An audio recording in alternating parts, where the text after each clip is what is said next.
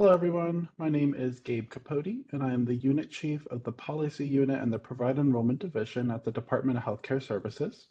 I'm also joined by Spencer Halsey, Chief of the Policy Administrative Branch in PED, Katie Holtzen, Chief of the Policy and Training Section in PED, and Ann Gall and Caitlin Rojas, Analysts in the Policy Unit in PED. Thank you for joining us at today's stakeholder hearing. We will be discussing the draft regulatory provider bulletin titled Updated Medi-Cal Enrollment Requirements and Procedures for Qualified Autism Service Provider Organizations and Individuals Offering Behavioral Health Treatment Services. Please note the purpose of the hearing is solely to discuss updates to this bulletin. Questions related to billing, rates, managed care, or other provider types will not be addressed during the hearing. For inquiries unrelated to the bulletin updates, please email DHCS PED STAKEHOLDER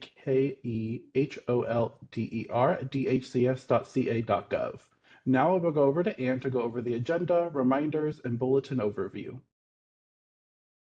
Thank you, Gabe. Good morning, everyone. My name is Ann Gall, and I'm an analyst for the Policy Unit in the Provider Enrollment Division. Now I will go over the agenda, reminders, and bulletin overview. The purpose of today's hearing is to provide you with an opportunity for discussion of the draft updates to the aforementioned provider bulletin. For our agenda today, we will go over some reminders, then we will provide a bulletin overview and review the updated Medi-Cal requirements. Lastly, we will end with comments and questions. Before we begin, I have a few quick reminders. If you're experiencing any technical issues, please email DHCS stakeholder at dhcs.ca.gov for assistance. Please hold all comments and questions until the end of the presentation. We will have plenty of time for comments and questions at the end. Please be sure to send any questions or comments made in the chat box to everyone. We will discuss this in further detail at the end of the presentation. Only written comments received by email by 5 p.m. today will be considered prior to the publication of the final bulletin. You may send your written comments to the following email address: dhcsped@dhcs.ca.gov. When submitting your comments, please make sure you reference your name, organization if you're affiliated with one, and the bulletin title. This hearing will be recorded and posted on our stakeholder hearing information webpage for future reference at a later date. We will provide a link to that webpage in the chat now. Now for the bulletin overview. In accordance with Welfare and Institutions Code W&I Section 14043.75b, the DHCS Director is updating specific application and enrollment requirements for QAS provider organizations and individuals who apply for enrollment in the Medi-Cal program to be reimbursed for the covered behavioral health treatment services they provide to Medi-Cal members. These requirements implement and make specific W&I Code Sections 14043.15 and 14043.26, and as such have the full force and effect of law. Additionally, this bulletin does not substitute for or eliminate all other enrollment requirements set forth in W&I Code Section 14043.26. As a reminder, the draft provider bulletin was attached in the stakeholder hearing invitation email that was sent on September 16, 2025. It can also be found on our stakeholder hearing information webpage, which we will provide a link for in the chat now. Effective November 17, 2025, DHCS is updating Medi-Cal provider enrollment requirements and procedures specifically for QAS applicants comprised of an individual BCBA who will only bill the Medi-Cal program, including a Medi-Cal managed care plan for themselves. The individual BCBA may report their residential address as their administrative location. The administrative location for an individual BCBA is only where services are dispatched or based, No in-person services are provided to Medi-Cal members at the administrative location. Individual BCBAs who meet the requirements of this bulletin will be exempt from certain established place of business requirements set forth in CCR Title 22, Section 51060 C9. Providers can access Medi-Cal provider enrollment information on the DHCS Provider Enrollment Division webpage. Additionally, QAS provider organizational and individual applicants will no longer be required to report the National Provider Identifier, or NPI, first and last name, and any applicable professional license number, certification number, or registration number of the QAS providers providing behavioral health treatment services within the eForm application. Now we will go to Caitlin to go over the updated Medi-Cal requirements in detail. Thank you, Anne. Good morning, everyone. My name is Caitlin Rojas, and I am an analyst for the policy unit in the Provider Enrollment Division. Now we will go over the updated Medi-Cal requirements. Administrative location requirements for QAS provider applicants comprised of an individual BCBA. QAS provider applicants comprised of an individual BCBA who provides services in person at a physical office location are required to meet the Medi-Cal program established place of business requirements pursuant to CCR Title 22, Section 51000.60. Alternatively, QAS provider applicants comprised of an individual BCBA who provides services from an administrative location and will only bill the Medi-Cal program for themselves are not required to meet specified established place of business requirements to render services to Medi-Cal members. Therefore, QAS provider applicants comprised of an individual BCBA who do not have an office where they see Medi-Cal members in person may use an administrative location for the purpose of reporting an address in the eForm application. Please note the following requirements for the administrative location. It must be a physical address, not a post office, PO box, or virtual office. It may be the same as the applicant's mailing address. BCBAs are not allowed to provide in-person services at this location as it is being reported for administrative purposes only. The address will appear in public directories such as the California Health and Human Services Open Data Portal. The administrative location is defined as the physical site associated with the BCBA's operations, which can include where the BCBA is based or dispatched from. Waived requirements outlined in CCR Title 22, Section 51000.60 for QAS applicants comprised of an individual BCBA. Established place of business requirements set forth in CCR Title 22, Section 51000.60 C9 will be waived for QAS applicants comprised of an individual BCBA.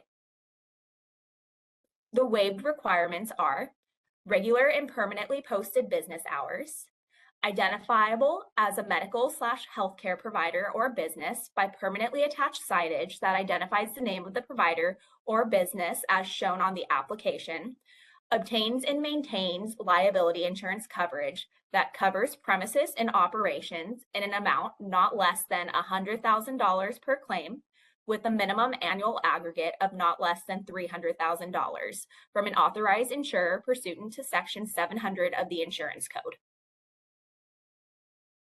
Attestation requirements for QAS applicants comprised of an individual BCBA. For the established place of business requirements outlined above to be waived, QAS provider applicants comprised of an individual BCBA providing services from their administrative location must sign and upload the following attestation in the general liability insurance field in lieu of a copy of general liability insurance policy within the eForm application. The attestation template language may only be modified in the blank fields as applicable, and the attestation must have been signed within the last 60 days from the date the application is submitted. The attestation must include the language below. I, name of applicant, attest that the following is true and correct. I am a board-certified behavioral analyst that is certified by a national entity, such as the Behavioral Analyst Certification Board, that is accredited by the National Commission for Certifying Agencies, and who designs, supervises, and provides treatment for pervasive developmental disorder or autism, provided the services are within the experience and competence of the person that is nationally certified. Consistent with my scope of certification, I provide qualified autism services in community settings as defined in this bulletin. I attest under penalty of perjury under the laws of the state of California that I do not provide in-person services to Medi-Cal members at the administrative location listed in my Medi-Cal enrollment application. The administrative location is used solely for administrative purposes and is not a site where in-person patient care is rendered. Attested to on day, month, year by print name of applicant and title of applicant. Updated Medi-Cal requirements, also effective November 17th, 2025, QAS provider, organizational, and individual applicants will no longer be required to report the NPI, first and last name, and any applicable professional license number, certification number, or registration number of the QAS providers providing behavioral health treatment services within the e-form application. Please note the QAS provider organization must still maintain at a minimum and make available the following information for DHCS's review upon request for each QAS provider, QAS professional, and QAS paraprofessional. NPI, first and last name, and any applicable professional license number, certification number, or registration number of the QAS providers providing behavioral health treatment services. These individuals are also still not required to separately enroll. Now I will pass it to Katie for the comments and questions portion of the hearing. Hi, thank you, Caitlin. Thank you for listening to our presentation about the draft regulatory bulletin titled Updated Medi-Cal Enrollment Requirements and Procedures for Qualified Autism Service Provider Organizations and individuals offering behavioral health treatment services. If you would like to share a comment or ask a question, you may either raise your virtual hand or type it in the chat box. Please send any comments or questions made in the chat box to everyone. We will go through the chat box first. Then if you have your virtual hand raised, we will unmute you individually so you can ask your questions verbally. As a reminder, the purpose of today's hearing is solely to discuss the updates to this bulletin. Questions related to billing, rates, managed care, or other provider types will not be addressed during this hearing. However, for those inquiries, you are welcome to reach out by emailing DHCS PED stakeholder at dhcs.ca.gov, and we will get you a response. So I'm going to look in the chat box first. So the first question is from Kristen Jacobson. Thank you. Why does an individual QAS provider only able to provide benefits to individuals with autism when the benefit is not? So the benefit is not just limited to autism. It's for any other pervasive disorder. So you can reach out to the benefits division if you'd like more clarification on what services are covered under this benefit. The next question is from Justin. Will you send this PowerPoint or will this recording be on the website anywhere? Yes, it will definitely be recorded. We're currently recording it now. It will be posted on the Qualified Autism Services webpage. And then I think, oh, I'm getting more questions, so I lost your question. Well, it's recording on the website. Oh, and we will be sending the PowerPoint too. Sorry. Okay. Next question. We will send that from the stakeholder email via the listserv, so you'll get that at a later date. All right. Next question looks like it's from Penny. Is there any change for qualified autism service provider organizations who only have an administrative location and do not see patients in the center or only? No, currently that is still the same. You are still, if you're enrolling as an organization and plan to bill not just for yourself, then you are required to meet all the requirements. If you'd like to provide feedback in writing on how you'd like to see that requirement change, you're more than welcome to do that. You can email that to DHCS PED stakeholder at dhcs.gov. All right, next question is from Elise Donahue. Hello, thank you for the information. If I am a new qualified autism services sole BCA provider, do I need to wait till 11/17 to register myself, or can I get credentialed prior to 11/17? If you'd like to enroll and not be subject to all of the established place of business requirements, then you would need to wait until 11/17 if you'd like to enroll that way. If you're providing services in person, then you're welcome to enroll now. Hopefully that answers that question, Elise.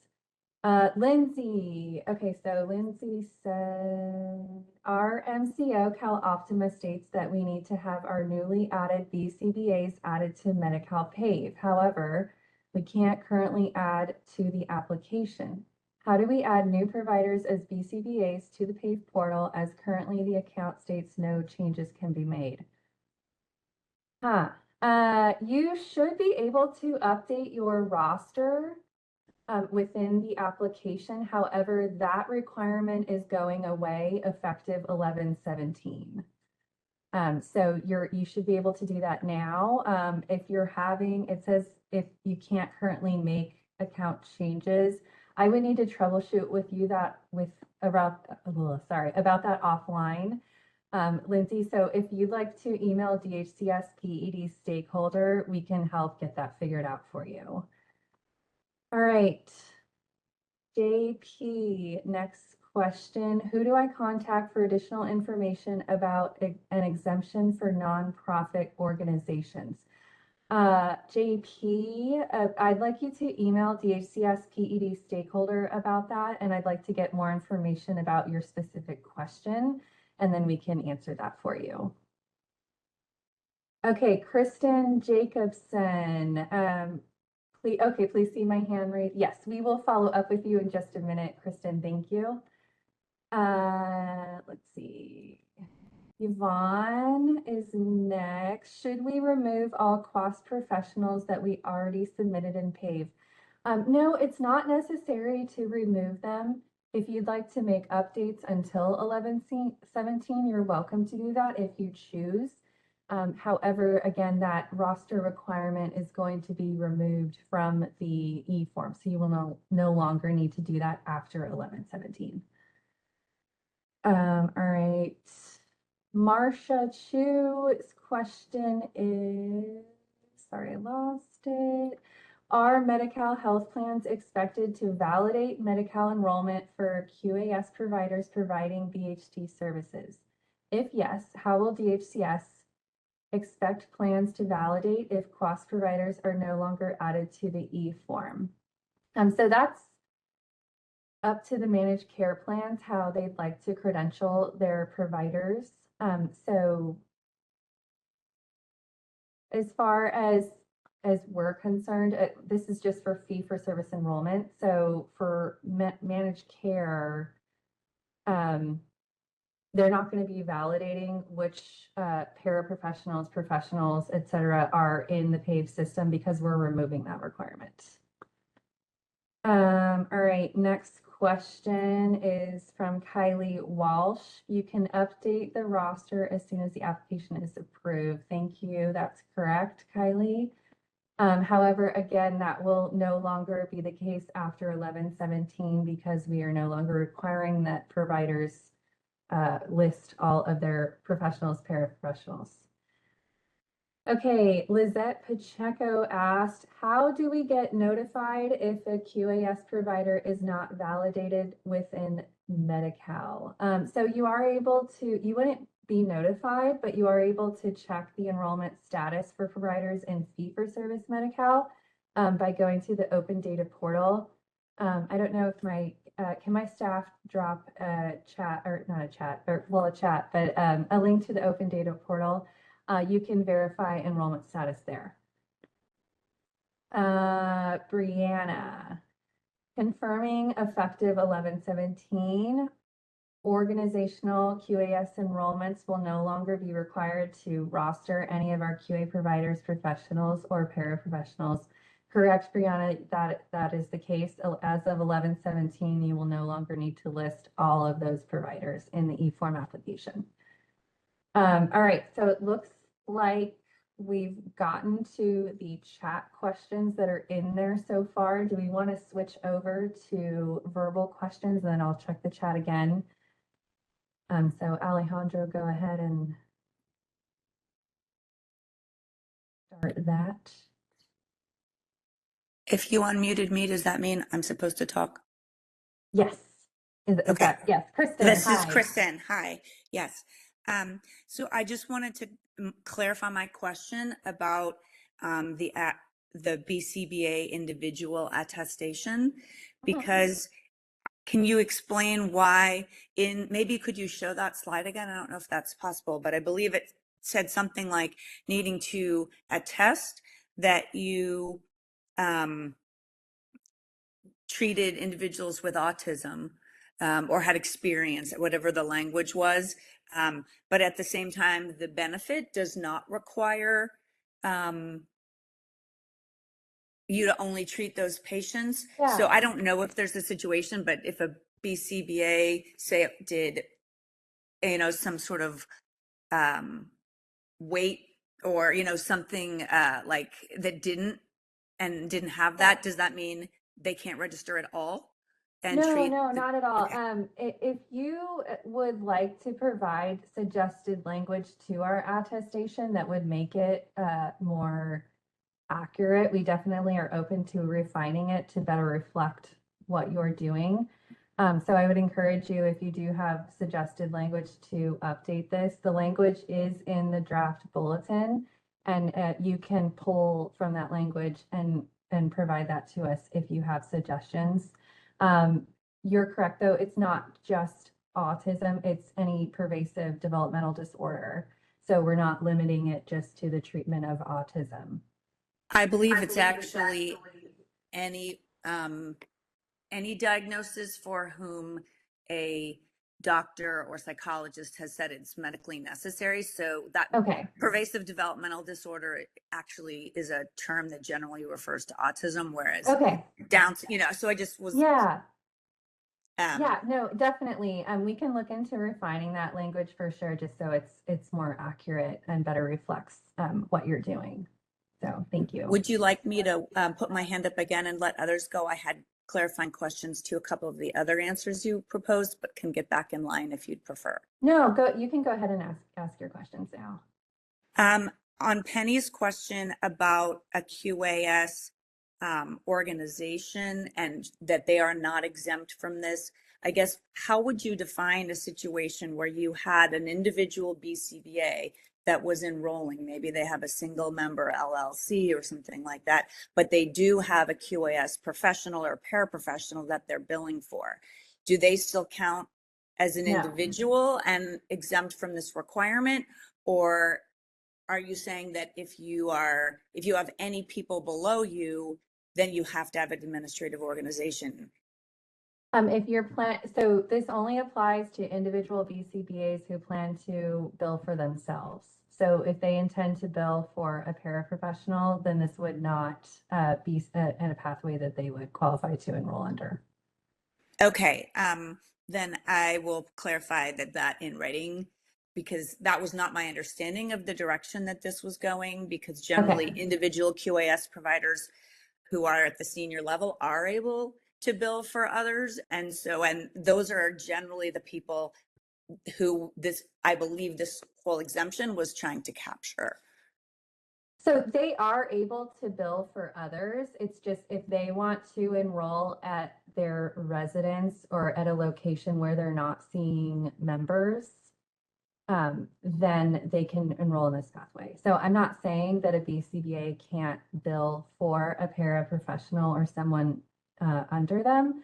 I'm saying that if they would like to enroll, say, at their residence and not see patients at that location, then they can enroll this way. Can they also bill for a paraprofessional under them, or? No.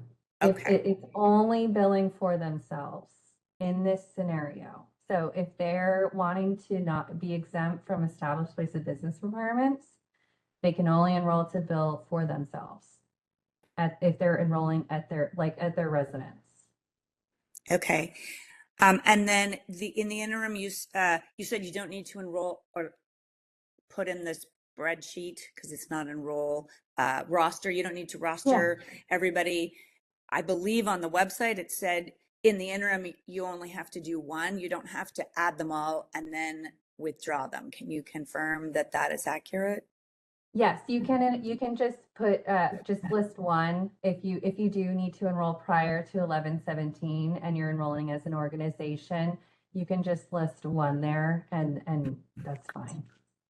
Okay. And maybe the person who asked the nonprofit question, I've had others ask me this. It may be the confusion between a QAS organization and a CBO.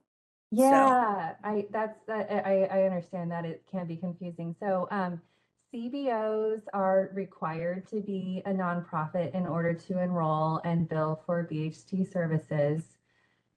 If you're enrolling as a qualified autism service provider, you're not required to be a nonprofit. So there's kind of two separate pathways to bill for behavioral health treatment services. One is through the QAS pathway, and that's what we're talking about right now. And then the other is the CBO pathway, and we actually have a hearing on Friday for that. But they're two separate pathways. So CBO nonprofit, QAS not required to be nonprofit. Does that help clarify that? Okay, cool. Thank you. I'm finished, so you can move on. Thank you. Next, I believe we have Lisette Pacheco.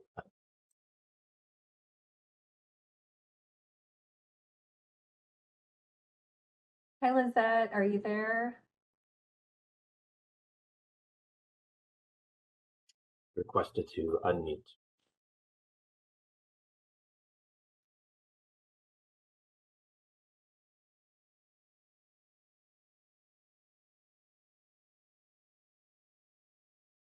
Lizette, are you able to unmute?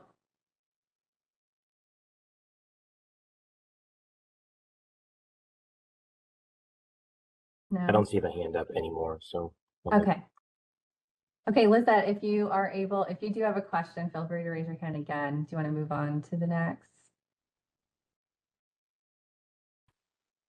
Yes, we have Kathy.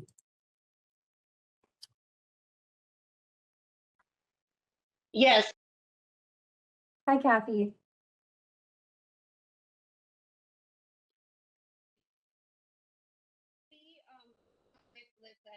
Did we lose you? Hello, Kathy. We have you on. Can you hear me now? I can Faintly, barely hear faintly. you.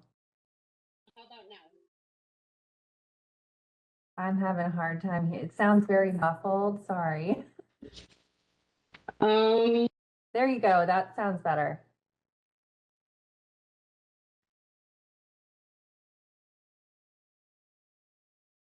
Did I lose you again?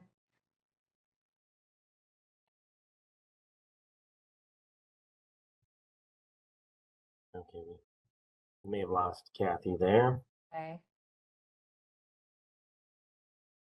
I think we just may have some other questions in the chat. No and then more. I'll keep an eye out for Okay, any no other more raised hands. Okay, yeah, let me know if you see any. Okay, back to chat.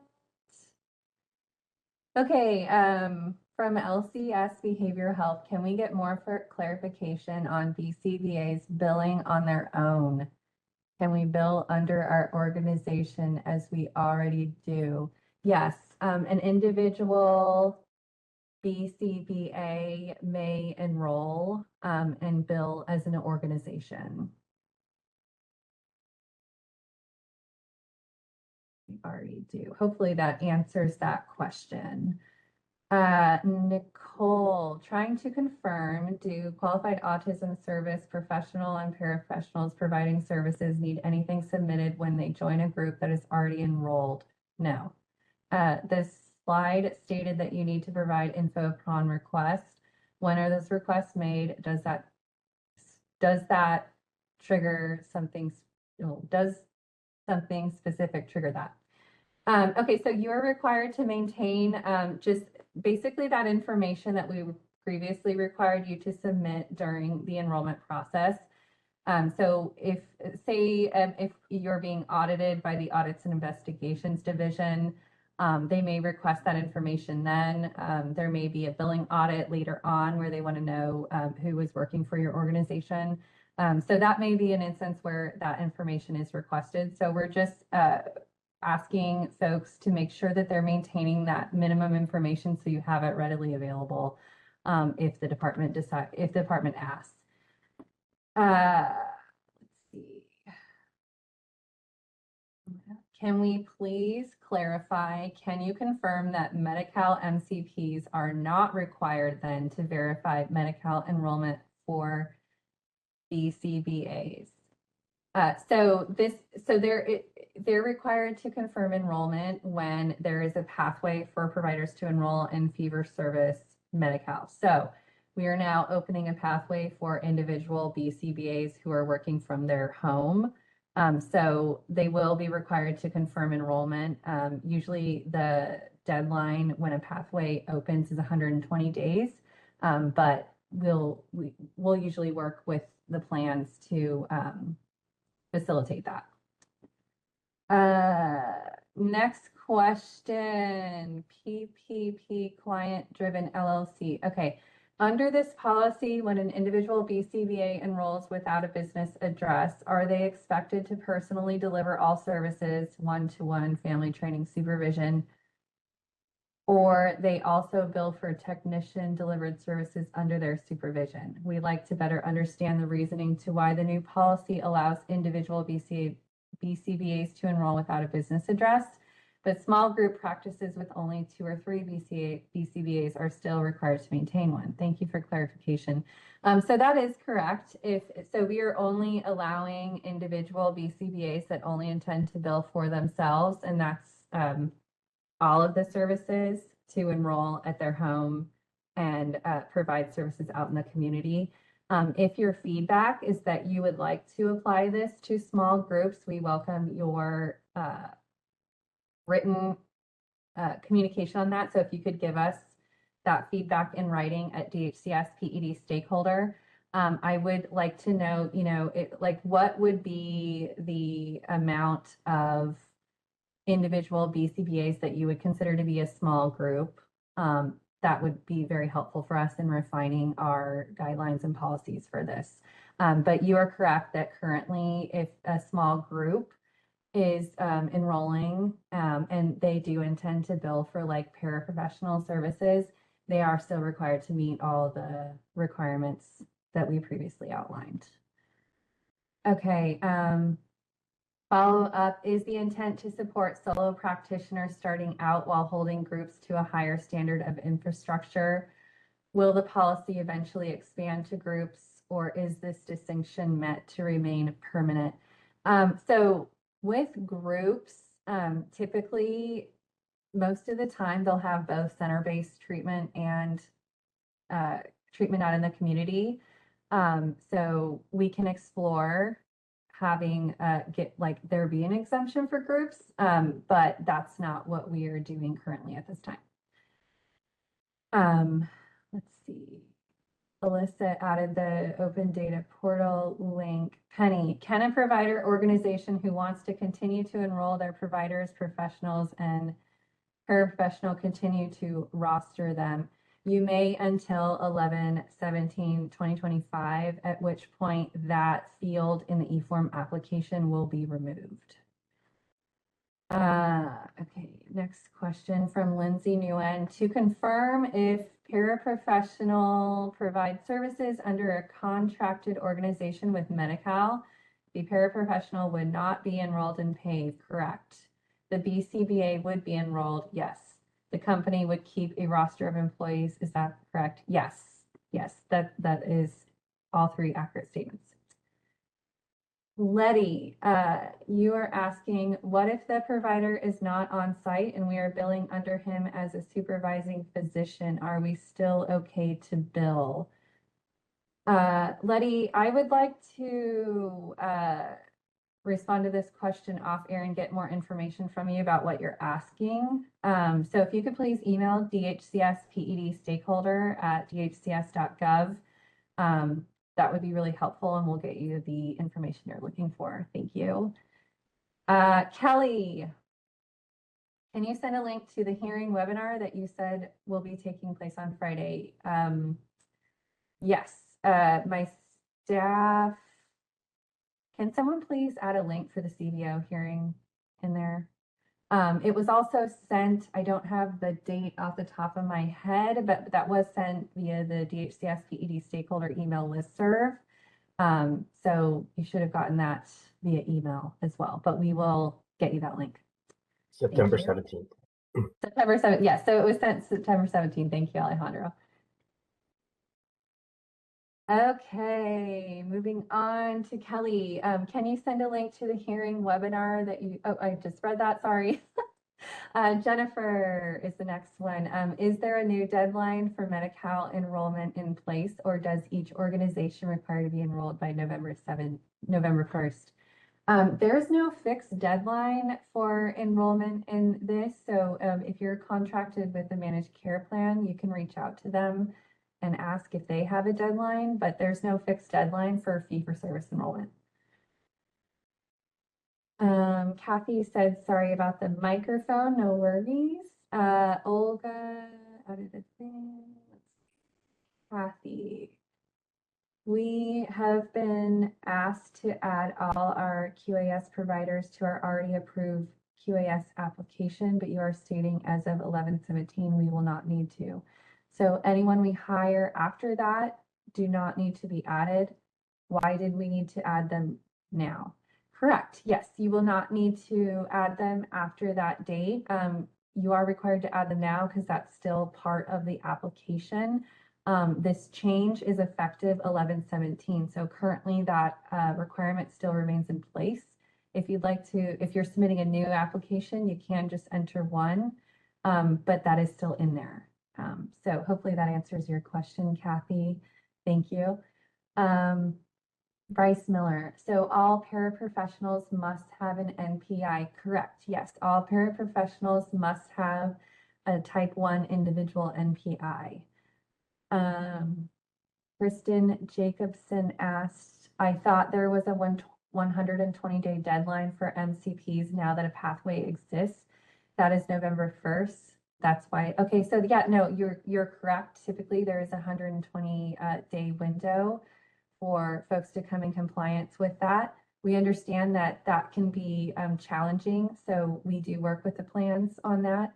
But yes, that would be the 120-day window. But please reach out to plans directly to clarify that requirement on their end, because there's no fixed enrollment deadline for fee-for-service. All right. Alejandro, do you want to check if there's more raised hands? Currently, no other raised hands. No other raised hands. Okay. I'm going to wait a little bit more and see if there's any other. We do have one more. One moment, please. Kristen Jacobson.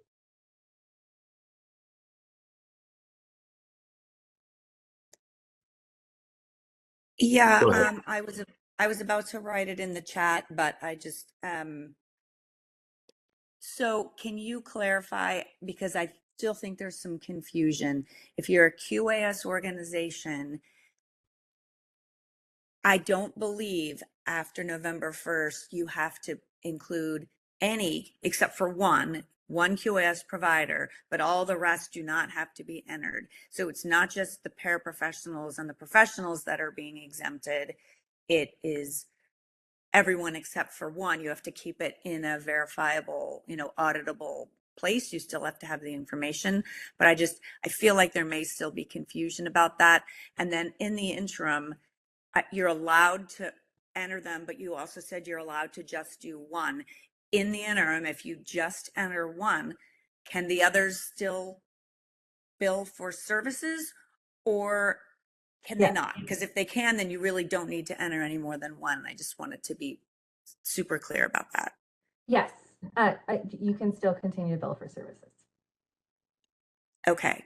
And then on the first one, it's just the one. You don't have to do all the other BCBAs or providers. It's just the one. Okay. Thank you. Thank you for clarifying. Yes. Okay. One more. We have Julia. One moment, please. Okay, so that was just a comment. Thank you, PPP Client Driven LLC, for your feedback on our hearing. I'm glad this was informative for you guys. Are there any other questions? And I really encourage folks, if I said to reach out via DHCS PED stakeholder to get your questions answered or get additional information from you so I can answer your question effectively. Please make sure you reach out and do that so that we can get you guys the information you need. All right. Yes, Katie, we have one more, which is Julia. Yes, thank you so much. It's kind of a follow-up on the previous question. Yeah. We are a organizational QAS, and when you said that starting November 17th, we will no longer be required to add any additional providers, will we still bill under individual providers, or would we bill under one designated provider, all services? I just wanted to understand how the billing is supposed to happen. Yeah, so if you're enrolled as an organization with the type 2 MPI, you're going to be Yes. billing under that type 2 MPI. And then typically, and I may need to confirm this, but the paraprofessionals, all of them are on the claim as well, but with the type Okay. 1 MPI. So they're not like directly billing, if that makes sense. It's the organization that's directly billing. Okay. And then we just Okay. have those other ones on there. Yeah, so that they'll check the MPI, but that's it. Yeah. Okay, so right now we are waiting for our application to be approved Yeah. as a QAS provider organization. And we just noticed that one of our providers was accidentally left off of the list, one of our BCBAs. And so I know we can't add any new providers Yeah. until it's officially approved. If it gets approved before November 17th, would you recommend adding a supplemental application for any new additional providers? Or if, let's say, it's November 17th comes around, it still hasn't been approved, do we just go ahead and move forward, not enrolling anybody, and then just bill under the organization and then bill type 2 for each individual provider under their NPI? You're going to bill under the type 2. So it has so the application you sent is currently with us now. Yes. Have you received a deficiency letter or No. a letter for corrections? Okay. If it's sent back for corrections, you can add whoever you missed at that time if you choose to. Okay. It's okay if you don't, that's up to you. You can also send the reviewer a direct message and let them know if you'd like to add it. You do also have the option of doing a supplemental too. It's completely up to you. You're still going to be able to bill under that type 2 regardless. So it's really up to you whether or not you'd like to submit that information or not. Does that make sense? Yeah, so it looks like there's a lot of flexibility. You're just looking at our main type 2 provider is what we're billing under.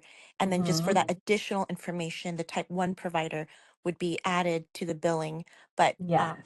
but we don't need to officially enroll them in PAVE like we've been doing. No, correct. Yes, that's correct. Yeah. Okay. Okay, Yeah. great. Thank you so much. You're welcome. All right, one more from Kristen Jacobson. Oh, am I muted? No, Go I'm ahead, not. Kristen. Okay. For the MCPs, how much flexibility do they have past the 120 days? Can they say, we're going to give you 6 more months or 9 more months? Is it fully up to them? So they really work with so we have a division, the managed care division. And so they work with the plans on enrollment with providers and flexibilities. And so I would really encourage you to reach out to them for more information about that. I'm going to pop that email in the chat. I encourage you to reach out to them on that specific inquiry. So that's there now. Okay, thank you. Any other questions? No other raised hands shown. Okay, I think we're good. So just a couple of reminders before we adjourn. One more, my apologies. I missed the first part of the webinar. Will there be a recording? Yes. Hi, Ashley. There will be a recording of the webinar as well as frequently asked questions. If you are, I don't know if you're able to scroll up in the chat, but there's links to that webpage where you'll get that information.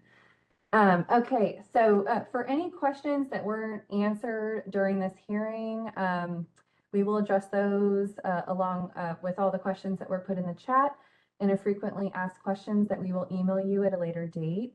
As a reminder, any comments and questions not shared during the hearing can be sent via email. Oh yeah, and there's the link to the recording. All comments, feedback, and or questions must be emailed to DHCS stakeholder at dhcs.ca.gov by 5 p.m. today to be considered prior to the final publication of the hearing of the bulletin. Please make sure you reference your name, organization if you're affiliated one, and provider title or provider bulletin in the title. Provide the title of the bulletin in the subject line, sorry. We will be leaving the chat box open for a couple more minutes in case you guys would like to snag those the links that we put in the chat. We really appreciate your participation and your questions, and this hearing is adjourned. Thank you.